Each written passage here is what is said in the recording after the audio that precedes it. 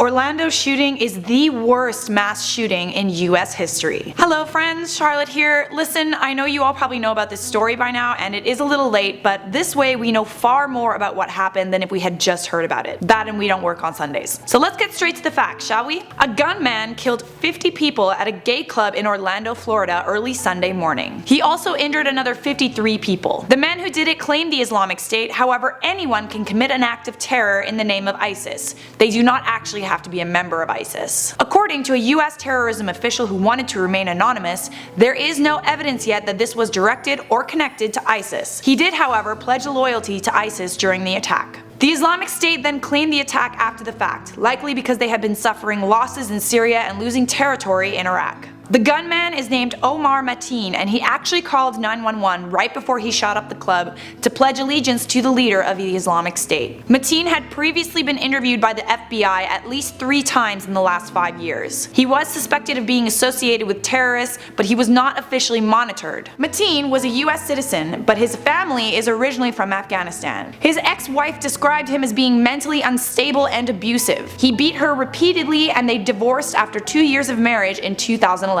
His father also apologized when he spoke to NBC and said that his son had been angered after he saw 2 men kissing in public 2 months prior to the shooting. His father also said that he had no idea of any action he was taking, and the act had nothing to do with religion. Mateen legally owned and purchased the 2 guns he used in the attack. He entered the club at around 2 a.m., began shooting, and by 5 a.m. police had stormed the club. He was killed in a shootout after taking several people hostage. No police officers were seriously injured. After the attack, Obama flew the White House flag at half-mast after describing the attack as an act of terror and hate. On behalf of everyone here at IO, our hearts go out to the victims and the families and everyone affected by this horrible event. That's all I have for you guys on this. Make sure you like and subscribe, follow us on Instagram, Facebook, and Twitter, and we'll see you in the next video.